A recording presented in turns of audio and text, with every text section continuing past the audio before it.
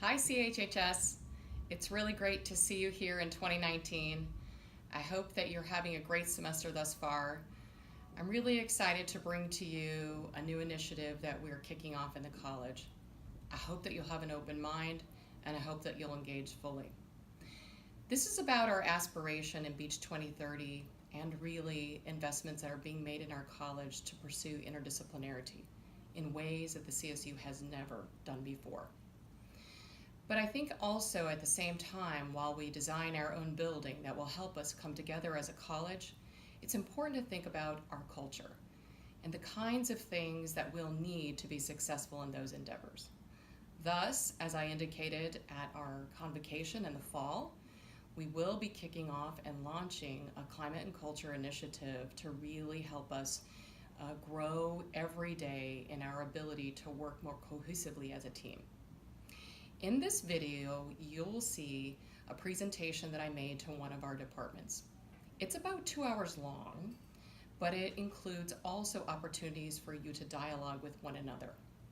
The idea behind this video is to introduce the concept of how I think we might be able to move forward in designing our own culture and helping all of us to accelerate individually and as an organization. First, you'll hear a little bit about one of the tenets, a growth mindset, something we've talked about extensively as a university and certainly within the college. I hope that the video will help promote thinking about and discussing about growth mindset and how we can incorporate it in everything that we do, not just for our students, but also for ourselves. Second, I'm going to posit the idea that we have an opportunity to sharpen our focus, to really know what our goals are. And this is critical because if we're going to be thinking about how to work as a team, it's also important to understand our unique and individual roles in pursuing our overall organizational goals. Every person is important, and knowing our why and our sharpened focus is so essential. Thirdly, you'll be hearing about ideas around design culture. You know, Fortune 500 companies have been talking a lot about design culture and learning to work together as a team, creating environments where innovation is fostered, where individuals feel valued and respected, and their voices are heard. And I think in order for us to fully optimize all of our talent here, we really owe it to ourselves to work on our own design culture. Therefore, I hope that you'll have a lot of dialogue and a lot of ideas about design culture, but you'll hear what some of our initial ideas about how we might go about doing this in this video and have a chance to dialogue about it. Lastly, you'll hear about the idea that maybe we could think about ourselves as a team. We'll be using Patrick Lencioni's book, 5 Dysfunctions as a Team, so that we can really begin to use that framework to think about how we can foster more team-like engagement in our college. I hope that you'll enjoy, I hope that you'll engage, and I hope that you'll have an open mind. I want to start also by thanking our CHHS Tech group who were instrumental in helping us bring this video to you all. I want to highlight that no one in our group has videography experience, nor do we have videography equipment. And so therefore, the video that you'll be viewing was not professionally captured. I want you to please have an open mind and realize that we're doing the best that we can with what we have. And there are moments in the video where sound may fade or the visual may not be perfect. Please persist through, because I think if you do, you'll get the gist of what we're trying to communicate. I'm here because I'm really wanting to share some ideas with you. Ideas that we want to begin to launch throughout the college, and to some degree we have with our staff.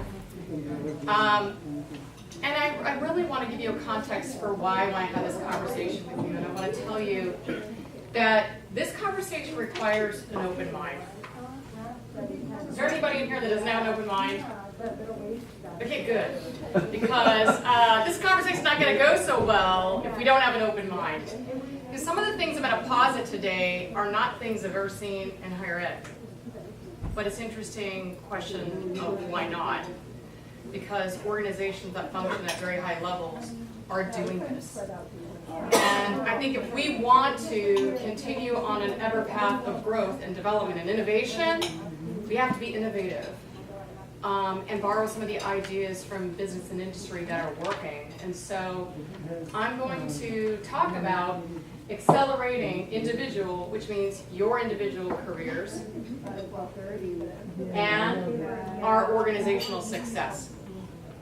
There are some important caveats to that, because organizations, as you all know, many of you in here are part of a background in athletics and sport, and you know, if you were part of a team, that we can have individual needs and ambition be ill-aligned with the organizational goals. And when that happens, there's challenge and oftentimes conflict, right? You know what I'm talking about?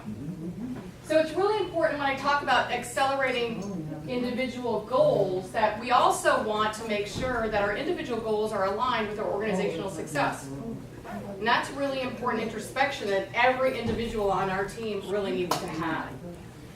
I want to talk about 4 key things that I think we can do as a college that I think can set us apart from other places maybe on this university, but also set us apart from incredible things that are happening around the country in higher education. And I don't know about you all, but I'm in the business of being the best that I can be. Every day I want to get a little bit better. And I hope that you're with me on that point. So I want to give a little bit of an overview here, because I'm really going to be, like I said already, I gave you the warning, I'm pushing the envelope and I asked for an open mind. Today is about sharing ideas about systematic improvement in everything we do. I think if we think about doing that, we can have individual and organizational gains. Make sense? Everybody's with me on that point? Now today, you're going to interact with people at your table and with me. And we're going to explore some topics that may be sensitive. And so I want to set some ground rules. It's important that we refrain from personalizing, blaming, or attacking others. And I know that in many workplace environments, perhaps ours, perhaps in the Department of Kinesiology, perhaps elsewhere in our college or on our campus, there may be emotions or hard feelings. And I know that we're coming in with that history. But what I'm asking for is an open mind and a willingness to use those experiences to help us learn and grow, but not to personalize them and create barriers for moving forward. Now that's a tough ask I'm asking for, but I'm asking for it, and I want you to please give me a chance to help me figure it out. Help us figure it out. I think an investment in that is going to help move our organization. Everybody understand our ground rules for today? Cool. All right, so I'm going to start with who we are as a college. And notice that I have Juan back there. He's filming this. Everyone in the college is going to see this video, and so I wanted to keep things very general for the college. But like the college, the Department of Kinesiology has a lot of incredible accolades. Many of them are individual accolades.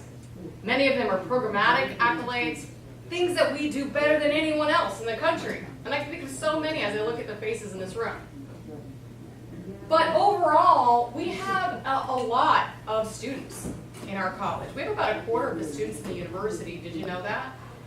It's big time. There's about 34,000 students here at Long Beach State, and we have about 9,000 of them here at HHS.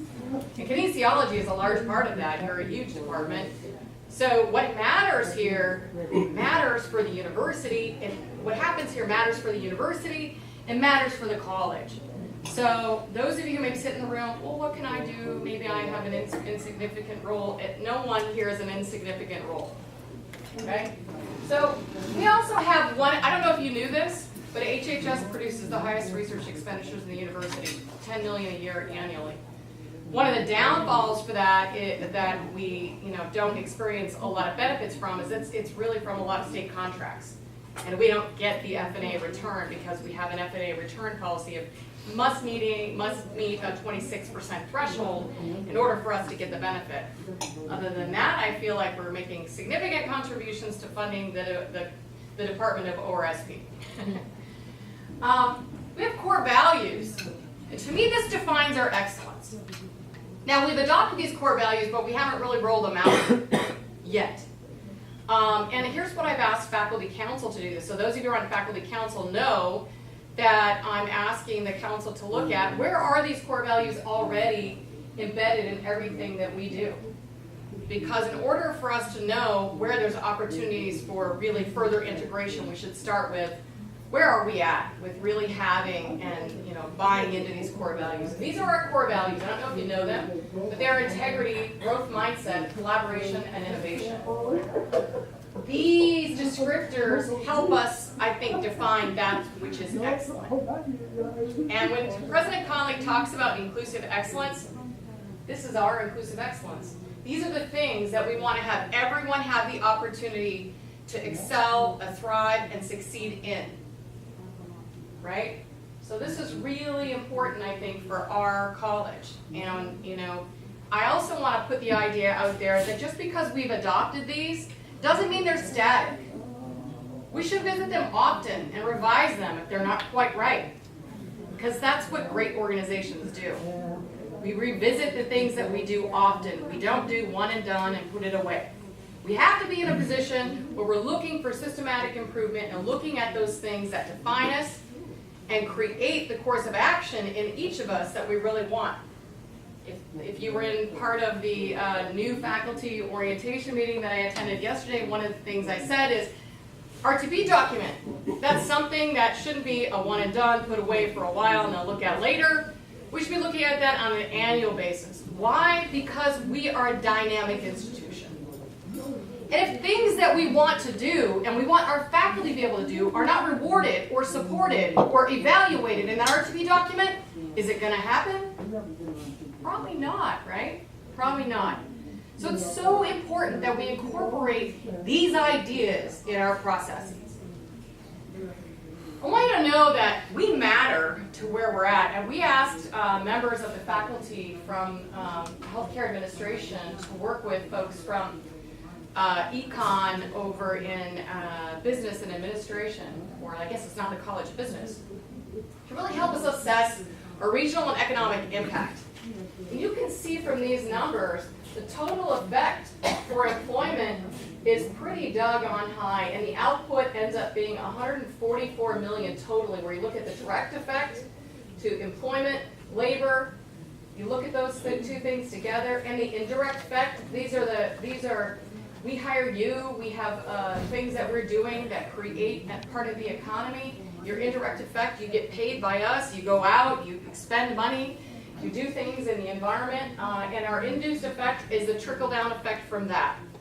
The jobs that are created because you're spending money in the economy and the kind of economic benefits there are to having the direct and indirect, and then therefore the induced effect. So this matters. And I was just listening to NPR on the way over here, and they were talking about kind of the direct, indirect, and induced effect of the government shutdown.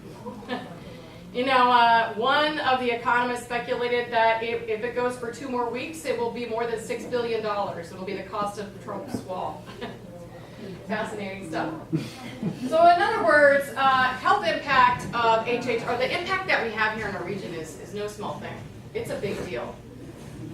In addition, these are things that I collected partly from what KIN does.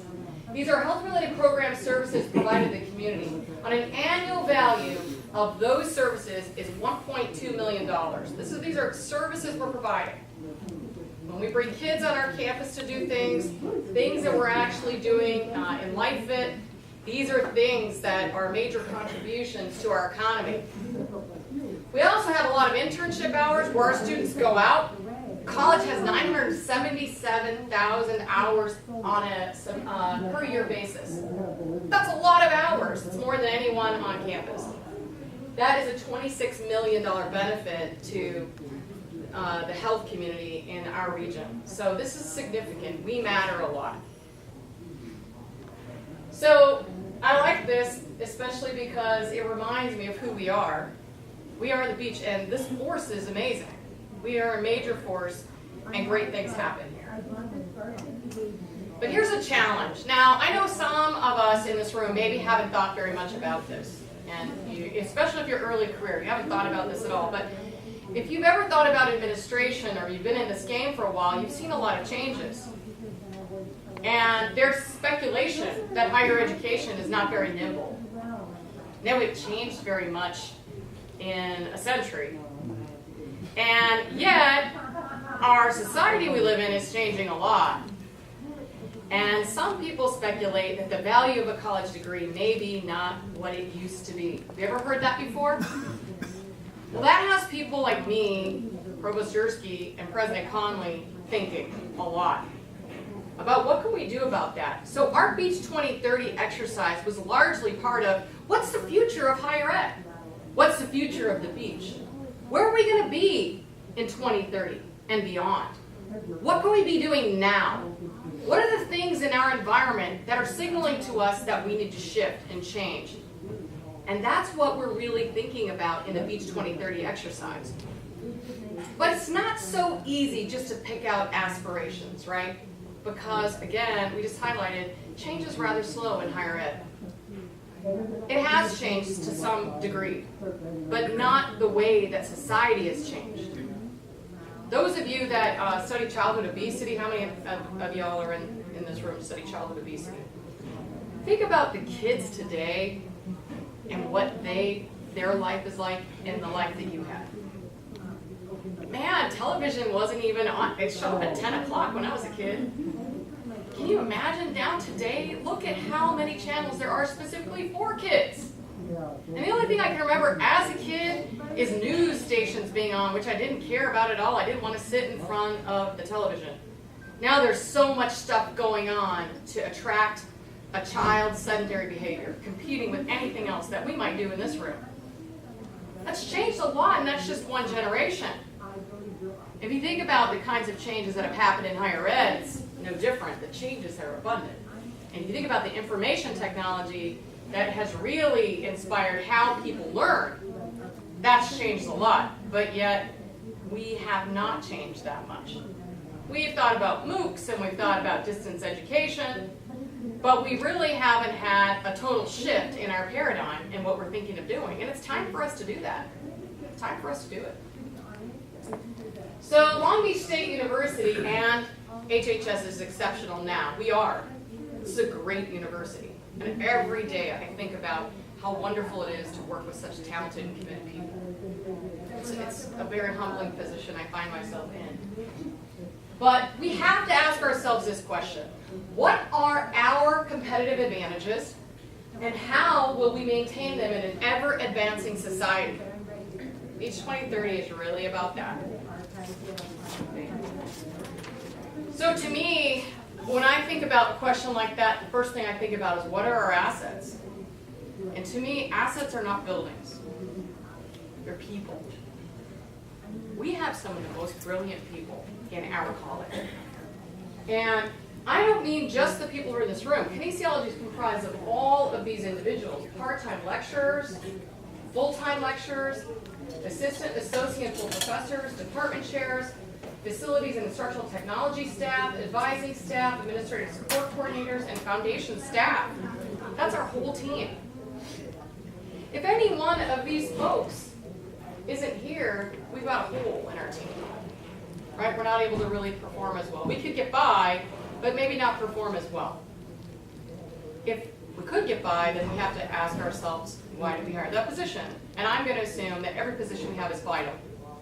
Every position that we have here matters and matters a lot. All right. I also think we're so lucky here. Aren't we lucky here? How many of you have taught students at other universities before and they're just not like these students? You know what I'm talking about? These people are special. They just so inspire me. They really do. They are on our team as well because of the way this university functions. We are a very student-centered university, and we tap all of our resources, including our students, because they're smart, they're diverse, they're ambitious, they're community-minded, they're self-initiating, and they're inquisitive, and they have an incredible, insatiable desire for growth and opportunity. I just love that about our students. And I feel like when we think about who's on our team and the people that we have as an asset, we ought to think also about our students. They're an incredible asset to us. So in order for us to really talk about those 4 topics that I really want to delve into next, I think it's really important to understand this is not Lounsbury's thing, or Mimi's thing, or even Tiffany's thing, right?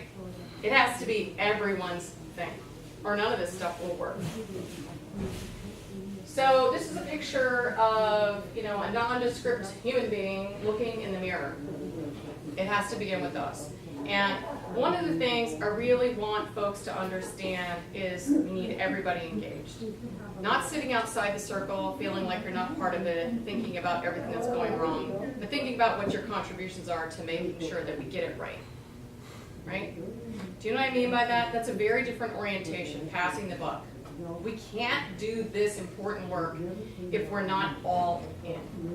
Okay? So change happens with everyone in mind, but it starts with self. Me too, right? I'm in it. So here are some ideas worth exploring, because we can have aspirations in Beach 2030, but if we really want to do these things, I think we have to truly have this adoption, a genuine adoption of growth mindset, which means we're going to get to that, which means, though, we're on a perpetual path to improvement. Every day, you're going to get better and better, just like when you were an athlete, right? Every day you went to practice with the goal of, I want to get better. You know what I mean by that? We want to get better. And we got to sharpen our focus. What are we doing here? How do we measure it? How do we visit our assessment of what we're doing and make marked changes, how we do things, so that we get better outcomes? In other words, not the one and done kind of thing. We're on a perpetual path because of a growth mindset, but we've got to know what we're doing. And I think if I ask people in the room, we might have different ideas about that. This is really exciting, the third idea, and that is, I think we have a shot to design our own culture.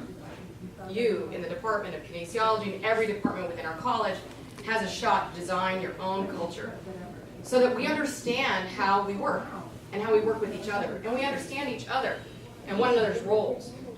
And we value the contributions we individually and collectively make, right? As if we are on a team, recognizing we each play different positions on that team. So important, right? So many times we walk into a workplace environment and we have a culture of default. The culture is what the people have made it who are there. And sometimes it's really excellent, but it's not really well defined or understood. I am positing the idea that we can deliberately design our own culture, and this could be one of the best and most inspirational places to work ever. That sounds fun, doesn't it? I hope you think so, because remember I said open mind, right? And then the last idea is we want to develop and foster HHS as a team. And by that, we want to really foster the idea that the Department of Kinesiology, holistically, all the members that we just mentioned, are part of the team. And I want to talk about how I think we can do this. All right, the first one is adoption of growth mindset. And this is simply the idea that we can get better. We can get better every time we come to work. Every day, incrementally getting better, and that we're striving to get better. And I have a little video just to illustrate this for us, and it's a little different than the one I showed before at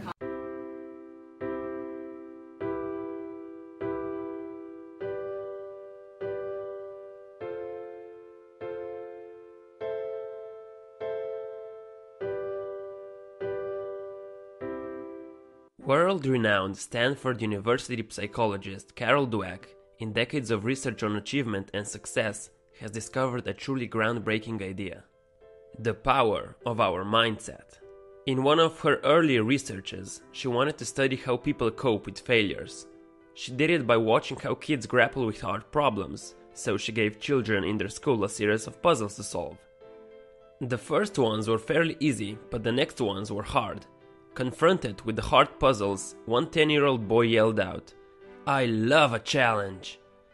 Another, sweating away on those puzzles, looked up with a pleased expression and said, "I was hoping this would be informative." Carol always thought you coped with failure, or you didn't cope with failure. She never thought that anyone loved failure. Not only weren't these kids discouraged by failure, they didn't even think they were failing. They thought they were learning. Carol at the time thought that human qualities were carved in stone. You were smart or you weren't, and failure meant you weren't. If you could arrange successes and avoid failures, you could stay smart. Struggles, mistakes, and perseverance were just not part of the whole being smart picture. Those children, on the other hand, thought that human qualities such as intellectual skills could be cultivated through effort. And that's what they were doing, developing their intellectual skills, or simply put, getting smarter. So what does this mean for you? It shows us how a mindset can have a profound effect on your life, and that there are two mindsets, fixed mindset and a growth mindset. Believing that your qualities are carved in stone, which is a part of the fixed mindset, creates an urgency to prove yourself over and over.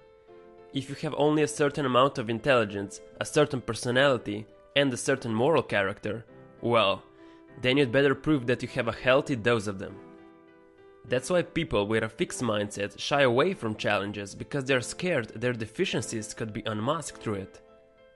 The growth mindset is based on the belief that your basic qualities are things you can cultivate through your efforts. Now, growth mindset doesn't mean everyone has the same talent and abilities.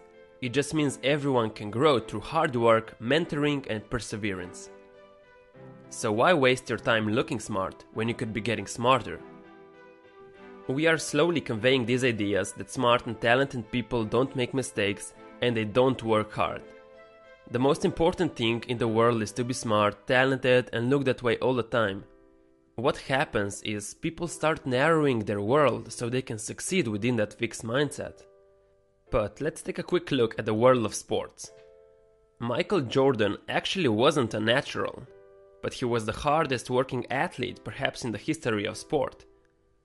It's well known that Jordan was cut from the high school varsity team and he wasn't recruited by the college he wanted to play for, and he wasn't drafted by the first two NBA teams that could have chosen him. Weren't they foolish? Now we know he was the greatest basketball player ever, and we think it should have been obvious from the start. When we look at him, we see Michael Jordan, but at that point he was only Michael Jordan. So when Jordan was cut from the varsity team, he was devastated, so his mother told him to go discipline himself. Boy, did he listen. After that, he used to leave the house at 6 in the morning to go practice for 3 hours before school. He had the growth mindset. He knew he could develop and improve his skills through hard work, and that's how he became the Jordan we all know today. So what can we do to engrave growth mindset into ourselves and others? Just knowing about the two mindsets can produce incredible results. The other thing we can do is praise more wisely. When we praise people for the process they engage in, their hard work, their perseverance, they learn to stick to challenges. Praising talent, on the other hand, makes them vulnerable. When we tell someone, "You did that so quickly, I'm impressed," they hear, "If I didn't do it quickly, you wouldn't be impressed." Or, "You got an A without working, you're so smart." They think, "Oh, if I work, you're not gonna think I'm smart." Instead, when you give praise to other people, you should try something between these lines. "I like the way you tried all kinds of strategies on that math problem until you finally got it. You thought of a lot of different ways to do it and found the one that worked." This way, you praise hard work and not the so-called talent. Also, telling people they are smart is one of the biggest mindset crimes you can commit. In one study, they actually found out that telling people they are smart lowers that person's IQ. Here's a common question about the mindsets. Can you have both mindsets?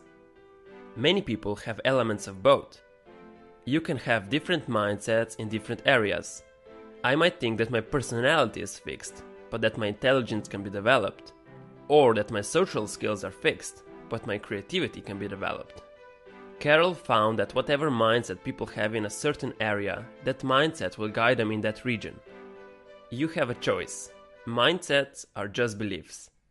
They're powerful beliefs, but they're just something in your mind, and you can change your mind. So try your best to put yourself in the growth mindset every time you face a challenge. That way, you will be better than yesterday. Thank you for listening. to growth mindset and the takeaway, I guess. Now I'm going to go back into this. Sorry, this is lumpier than I envisioned it would be. Okay, so now here's a time where I want you to share ideas.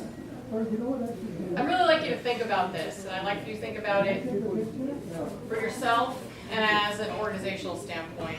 And then I'd like excellent ideas. All right, so many of you already alluded to this. I mean, a lot of your comments were directly related to this. Great, right? Matt. Okay, Matt. Matt said, you know, look, we got to have goals. And I think he's right about that. So we can't work together if we don't know what our goals are. And that we don't feel we have a valued and very important role in helping us to achieve that goal, right? Going back to this idea of being a team. So what if we sharpened our focus a little bit? And so I'm going to show another video clip that I really like a lot. Why I'm here. Because when you know your why, your what becomes more clear and more impactful. If you know, like for instance, people know that I do comedy, but that's what I do. My why is to inspire people to walk in purpose. So I can do comedy, I can write books, I can be in a movie, because all of it is motivated by my why. In fact, I have a new web series out called Michael Jr. Break Time. We probably just did the 6th episode. It's on YouTube. So every single Wednesday at 3 o'clock, we drop a new episode on YouTube of Michael Jr. Break Time. What it is it's me. I travel around the country and I do stand-up comedy, in case you know. And in the middle of my comedy set sometime, I'll stop and just talk to my audience. And we've been filming this, and it's, you know, it's pretty cool. So we're in Winston-Salem. I'm going to show you a clip from Winston-Salem. And I'm just talking to this guy in the audience, and he tells me that he's a musical instructor at a school. So I was like, all right, you're a musical instructor. You know, can you sing? Let me hear you sing a song. So this is what happened in the last episode of Michael Jr.'s Break Time. Check it. So you're a musical director? Yes, sir. All right, so let me get a couple bars of like Amazing Grace. Can you do the first part of that? Go ahead. Amazing grace, how sweet the sound that saved a wretch like me. Wow. That bro could sing. You know what I'm saying? All right. Now, what you give me the version is if your uncle just got out of jail, you got shot in the back when you was a kid. I'm just saying, let me see the hood version real quick, if you know what version I'm talking about, just see if that exists. Let me see what you got.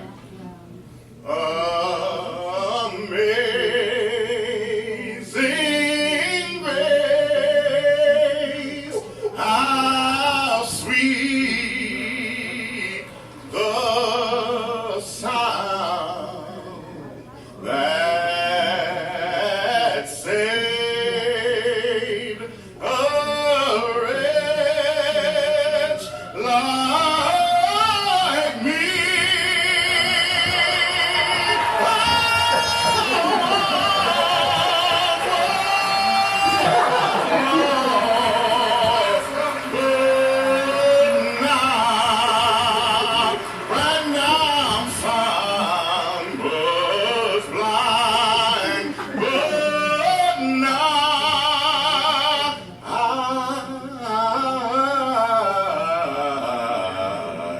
I see.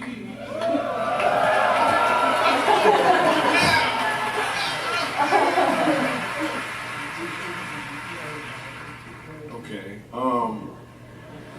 here's what I want you to catch. The first time I asked him to sing, he knew what he was doing. The second time, he knew why he was doing it.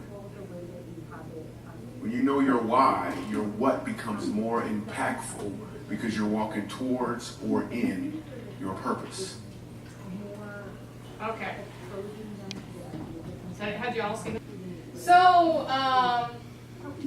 knowing our why. Do we perform our role with the intention of purpose of our why? I want you to talk at your table. We agree on our why, and what do you think our why is? What is it? Okay? Let's see if we can come up with some ideas. Yeah, yeah. But I think when our mission is so large and complex, we lose ourselves in it, and then we get mission driven individually and maybe collectively.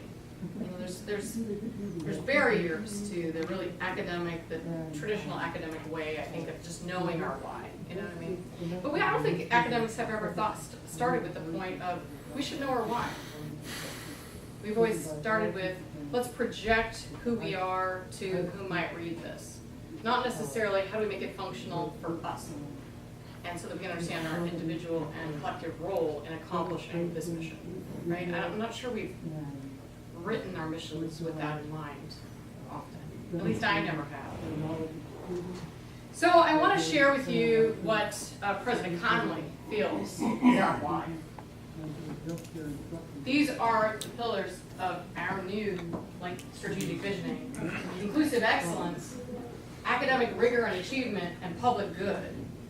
And these are why this university is here. This is what she really wants us, I think, to focus on Beach 2030.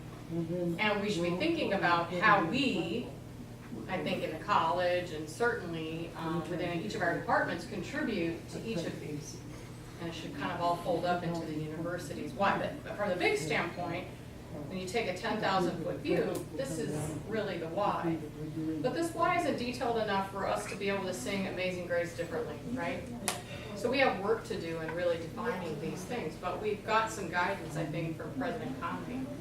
So really, this exercise has really helped us learn as a department. We have work to do to really define our why and be able to try to, through that, help everyone on our team, our part-time instructors, our staff, our faculty at all ranks understand their role in helping us get to our why. That's so important. Everybody has a position to play on this team. We need everyone rowing in the same direction. So, I think it's really important that as we think about our why, we need to answer these questions. So we're not going to do this now, but how should we go about defining them?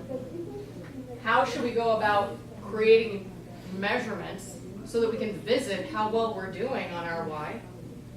Because if we're on a team, and I'll use sport as an analogy because we've started that way, we'll just go ahead and go with the sport analogy. But teams have games and they have competition, and at the end of the competition they know the score. And they know whether they won or lost. And it's really clear what kind of work they have to do, either to maintain and excel where they're at, or to correct some problems that were, disclosed or exposed during the competition. But how do we measure what we're doing, or do we measure it? And do we use those measures to adjust what we're doing? I think we do that through accreditation process a lot. But I don't know about this department, but every department I've been on, its accreditation is like, whoa, it's the most grueling thing, right? And we do it right when it's due. But I'm not sure we use the process systematically to guide so that, when accreditation is up, here you go, here's your document. We've been doing it all along. Ideally, that's how my laundry should work too, I think, But instead, it piles up, right? And then who knows where the other stock mates are, probably, because we just can't find things, right? We lose stuff. We lose stuff, and we lose the richness of what we're doing when we don't systematically visit our outcomes. So I really want to posit this idea. We need to come up with ways to define our why, measure our why, and to systematically attend and respond to the results of our why all the time. That's why I think we can't have static stuff. Like, we can't have things that are like, oh, that's a one and done. Accreditation's a one and done. RTP is a one and done. I don't have to think about it for a while. We have to visit this stuff always. All right. This should be number 3. What if we designed our culture? So this is the next big idea. How many of you have been looking at Silicon Valley and all the things they're really espousing, these really great work environments where people are inspired They're collaborative, it's innovative. They have things that support their workforce. Sometimes there's childcare or a salon right there, or a spa so you can get a massage. I have a tension headache, you know what I mean? It's like really designed workplace for helping the workforce be successful. Because they want people engaged. And they want people to perform at high levels, right? But they support it. We at Long Beach State want you to perform at a high level. But I'm not sure that all the supports are there all the time.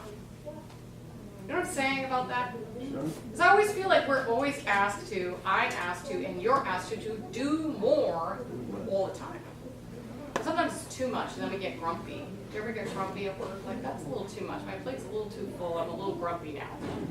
Right? I think we could do better. I think successful organizations foster and facilitate success. They create environments that inspire people to be innovative and collaborate, and they support the workforce. They understand the workforce needs, and they make coming to work easy. We strive and focus on this for our students, but do we do this for us? We don't, do we? As much. Parking's not something I can help with, so let's not talk about parking. I know that's a thing, but that's what I'm really talking about, the things that we can't change.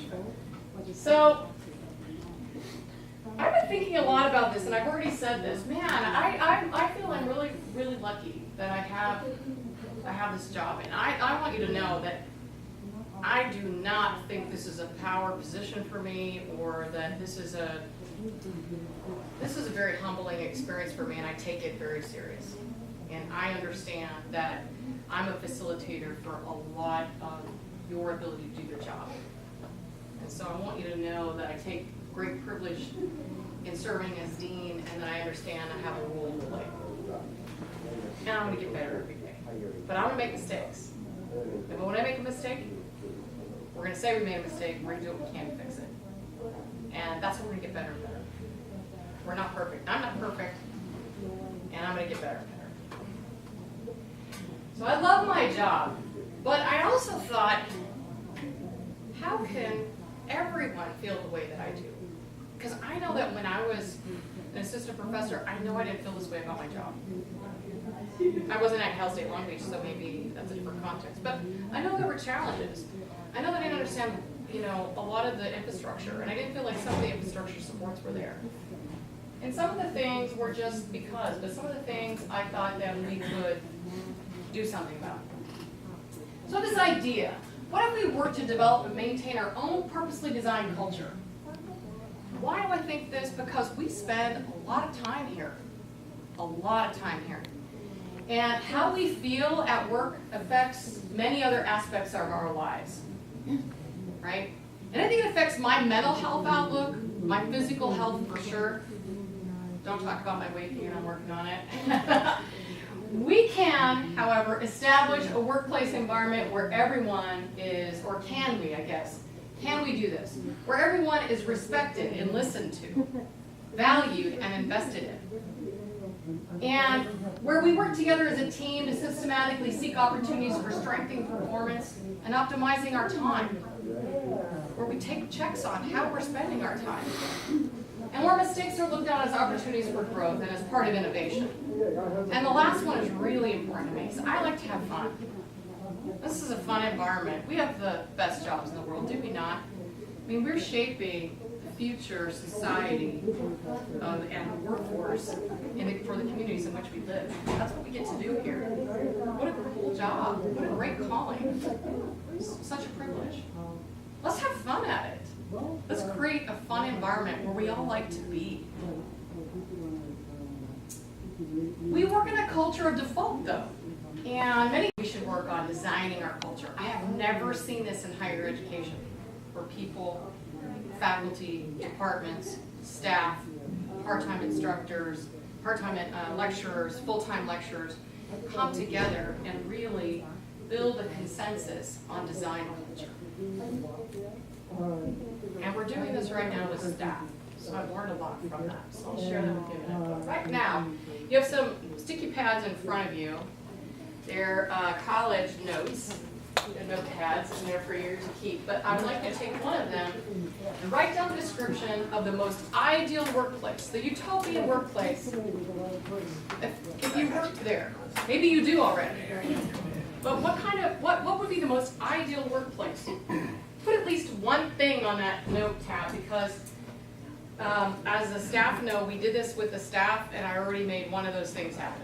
So these ideas matter. We're going to try to take those things across the college that people really want to do, that we can shape a more ideal workplace in our college. Oh gosh, I'm sorry. So, why don't you take about 1 or 2 minutes to write down some things. All right, in terms of our culture, here's what we did with our staff that it really worked. And so we're going to roll this out with our departments writ large.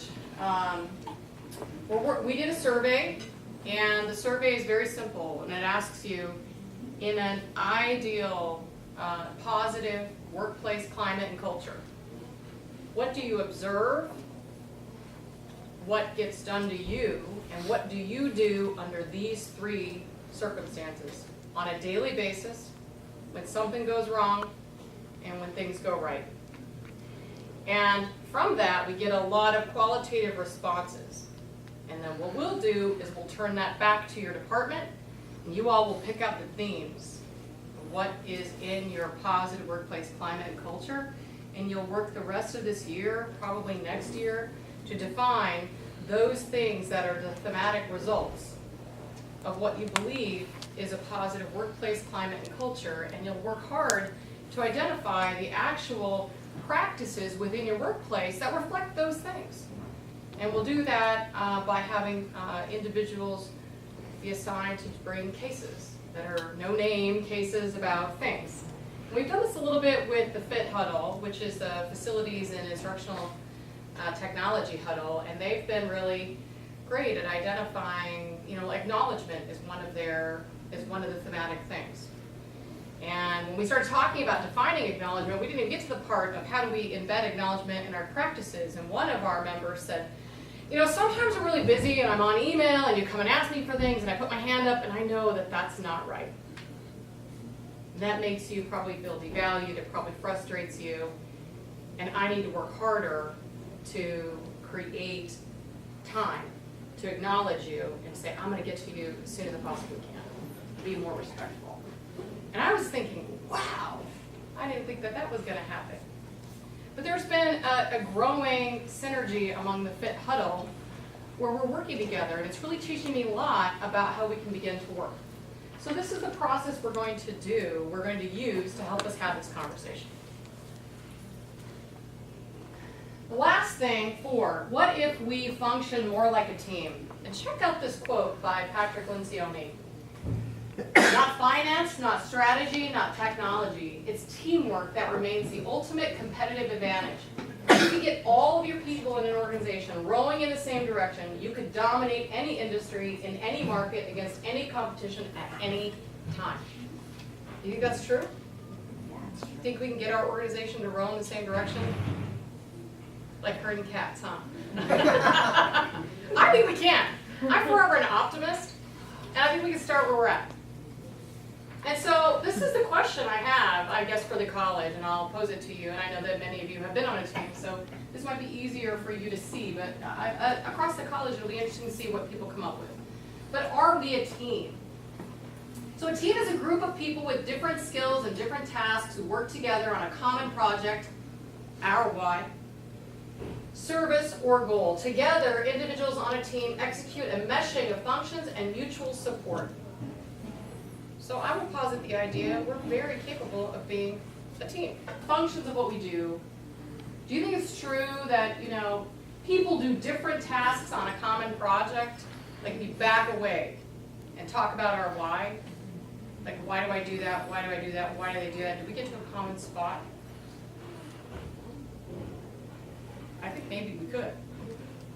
And if we do, can we think about individuals on a team, on our team, executing different things, functions, for the mutual support of our goal or our why? Do you think that could happen? Probably, right? So I guess we kind of do this as a group. Are we a team? I think that we maybe don't have a buy-in that we are a team. One of the things I want you to know is that we are going to be thinking about using the 5 dysfunctions of a team to help us work more cohesively together. So for the purpose of building climate and culture and helping us traject in this way, I'm going to be using this analogy of us being the team. We have to be all in. And we can't be thinking that, it's somebody else's job or somebody else will deal with it when we see things that somebody needs assistance or there's help or support is needed. One of the reasons why people don't want to be a chair is because it's a tough job. Right. It's a tough job. But it's not so tough when you have people who are going to buy in. And they're going to support what you do. And everyone knows that the department chair has to make tough decisions. And hopefully they use objective and fair judgment and logic. And it's not personal. We make a decision that's not favorable to what someone may have wanted. That's part of, having to be the leader. But we need our team to support the decisions that we make, right? And that's so important. So thank you so much for saying that. All right, what else? What else do we want to talk about? Good teams that we are part of. What were they like? I haven't read any of the books, so I don't have any on the lists. But the most successful teams I've been on have cared about each other. They care about each other. That's right. People got your back on a team, right? And they're not a knife in your back, right? I know that's sort of like that's a characteristic of a bad team when you can't trust people. Trust is a Trust is a big deal. That's number one. Trust is the number one thing I think I gotta trust you.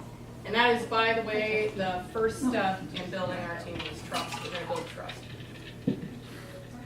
So anything else you want to add? That was a great list, by the way, Matt, so appreciate that. What else do we want to add to our list of good teams? Anything else you can think of you want to put on our list? So that communication. Good communication. Excellent. Opportunities to build relationships. Opportunities to build relationships. Good. Affirmation, that's right. Recognition. Recognition, opportunities for growth, right? I don't know, I think some of the teams, like when I make a mistake, people still believe in me. Yeah. Like there's a belief, like we've seen you do this, we know that you can ace this team, we've seen you do it 1,000 times before, and people support you in the job that you do.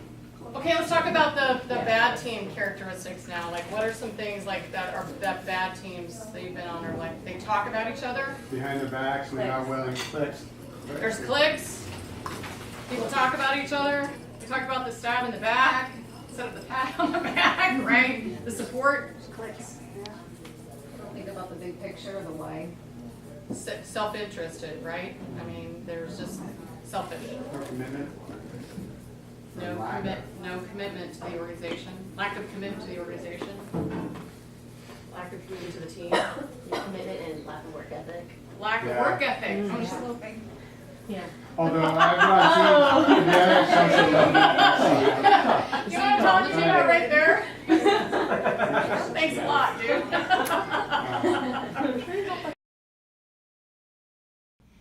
I hope that you've discovered through this exercise that it's possible for us to think about ourselves as a team. And it's also possible for us to think about how to become more team-like on a daily basis. We will be using the 5 Dysfunctions of a Team book by Patrick Lencioni to help us really discover how to overcome the 5 dysfunctions over the course of the next couple of years. I want to begin by helping you to understand a little bit about the tenets that are discussed in the book by watching this quick video clip. Hello there. In this video, you will learn about a very useful model that will help you build your own high-performance team. If you've ever been a part of a team that's quite dysfunctional and wanted to know how to improve that team's performance, then you're going to find this very helpful. The model is called The 5 Dysfunctions of a Team, and it was originally created by Patrick Lencioni. I've been using this model for many years with the management teams that I've worked with. The model describes the main reasons why teams can become dysfunctional and gives you very clear ways that you can turn that situation around and become a high-performance team. So let's get into the model now. As you would expect from the name, there are 5 parts to it. Starting at the bottom, the primary reason why teams are dysfunctional is an absence of trust. Very simply, the people on the team do not trust each other. They don't know each other very well, and they're not willing or able to be open with each other. They pretend that everything is okay, and they're not prepared to show their vulnerability to each other. So in this model, when Lencioni is referring to trust, he's mainly talking about openness, people not being open with each other. Now, trust is more than just openness, though. It includes things like reliability, acceptance, authenticity, and the amount of focus there is on oneself.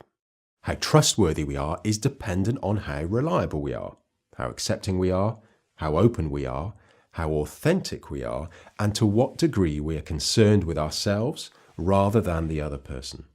Now, each of those components of trust you can improve if you choose to. Okay, so that's the first dysfunction, an absence of trust. When there are low levels of trust amongst the team members, it leads to many other problems. Now, you will know that this dysfunction is not a problem for your team when people are being open with each other, when they are doing what they said they would do, when they're accepting of each other's differences, when they're being authentic, and when they're thinking more about each other than themselves. Okay, so let's now look at the second dysfunction. If trust is missing, then team members are unlikely to speak up and say exactly what they think and how they feel about things.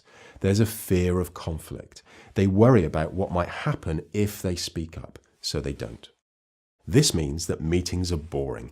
Everyone's just nodding their heads and going through the motions, and it leads to artificial harmony. It looks like things are okay, but they're not. There's no healthy disagreements. There's no challenge. Now, you will know that this dysfunction is not a problem on your team when people are speaking up during meetings and saying what they think and how they feel about things, and when there are good, robust, challenging discussions that lead to better decisions that people are committed to. Now, if your team meetings don't look like that, and the fear of conflict is present, then you can guess what happens when people leave those meetings. They probably don't agree with the decisions that were made. They don't really know exactly what direction the team is moving in, and they're not committed to following up on actions that they're meant to take. Instead, they go back to their work colleagues and complain. So that's the third dysfunction, a lack of commitment, and it leads to ambiguity. Because team members have not said what they think and how they feel about things during meetings. And the team has not had good, robust, challenging discussions about issues. Poor decisions get made that people are not committed to. And there's little follow-up, there's no alignment, and energy is wasted. Team members don't need to all agree on things to be committed, but they do need to have expressed themselves and been heard. Now, you'll know that this third dysfunction is not a problem with your team when you can see that people are following up on decisions and taking actions that they've committed to. There will also be clarity about direction. Now, if there's an absence of trust, a fear of conflict, and a lack of commitment, then it's not surprising to see the fourth dysfunction, an avoidance of accountability. People are not holding themselves accountable for their own performance and behaviours, and they're certainly not holding each other accountable for performance and behaviours. In other words, there'll be very little feedback happening. People will turn up late for meetings, they'll not be paying attention in those meetings, they'll be checking their cell phones, and they may be behaving in other ways that are just simply not good for the team. Deadlines might get missed, actions won't be taken, and there'll be little or no consequences for those things. Now, all this leads to low standards, and it's just all very unprofessional. Now, you will know that this dysfunction is not a problem for your team when the team members are giving each other high-quality feedback on a frequent basis, and specifically when people are not behaving in line with your team agreements, other team members will be calling them out on it. And when this happens, the person receiving that feedback accepts it and knows that it's a good thing. Let's now look at the fifth dysfunction. It's not surprising that if all the other dysfunctions are present, then you'll see an inattention to results, particularly the collective results of the team. Instead, People will be focused on their own performance, their own status in the group and the organization, on their own egos. It will all be about them as individuals, trying to make sure that even though the team is a mess, they still manage to look good themselves. They'll not be pulling in the same direction. The energy of the team will be dissipated in lots of different directions. They won't be helping each other. They won't be asking for help. They won't be seeing opportunities to collaborate and create more value. Now, you'll know that this dysfunction is not a problem for your team when you can ask all the team members what the most important goals of the team are, and they all give you a similar answer. And you see them helping each other to achieve those goals. So there you have it, the 5 dysfunctions of a team, originally created by Patrick Lencioni. If you learn just one model to help you create a high-performance team, it's this one. I've also adapted this model for you and framed it in more positive language, which you might prefer. You could use this one too. So, starting with a high level of trust, quality challenging discussions, clarity and commitment, frequent high-quality feedback, and a focus on inspiring collective goals. So please introduce this model to your team. You could show them this video, talk about it, identify where your team can improve, and keep referring back to it. Next to this video, you'll find some activity guides that you can download and use with your team. Building a high-performance team is not complicated, but that doesn't mean that it's easy. You do need to do some development work with them. When you familiarize yourself with this simple model and keep talking about it with your team, you will see performance improve. So thank you for watching this video and good luck with your team. Had a lot of insight that you've had a lot of opportunity to discuss and explore, and it's piqued your interest. You may be wondering how we're going to actually pursue any of these ideas. And so this slide really helps us go over what I believe could be our tentative game plan. So I'd like to posit the idea that we need to have regular department team huddle meetings. And this is where we could grow our mindset, really work on adopting it individually and as an organization, really think about our why and our goals and our individual roles and achievement of those goals. Our core values, of course, are focused on and are reinforced in everything that we do around both of those topics.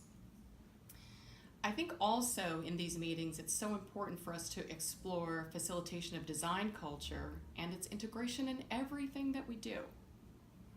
We also want to work on the development and fostering of a team. So you may be wondering, well, who should attend these huddle meetings? And I really want to be explicit about this. We need everyone to be in. We need every full and part-time faculty member and every staff member to participate. How long will the huddles be? Each group needs to decide how often you meet and how long huddle meetings will be. And bite off just a little bit of each one of these 4 tenets to work on as you proceed throughout the semester from this point onward. So who will lead the huddles? That's up to your department. You all should have a discussion about whether the department chair or another designee should lead the huddle meetings. We will be having trainings and we'll talk about huddles so that whomever is facilitating these discussions has support and the resources they need to move forward in helping the department succeed on purposeful designed culture. When will the huddles begin and when will they end? So they're beginning now. Now is the first day, and they will be in place moving forward. We hope that it's part of everything that we do. And lastly, let me close with, we are where we are, and it's okay where we are. We should use what we have, and we should do what we can to move forward and to improve every day, just a little bit better than we were yesterday. Go Beach! I'll be scheduling a meeting as a follow-up with each one of your departments. At this meeting, we'll talk about what you viewed in the video, what questions you have, and I'd really like to get your thoughts. The ideas that you have matter a great deal to helping the college move forward. I hope that you'll be all in, and I'll see you soon.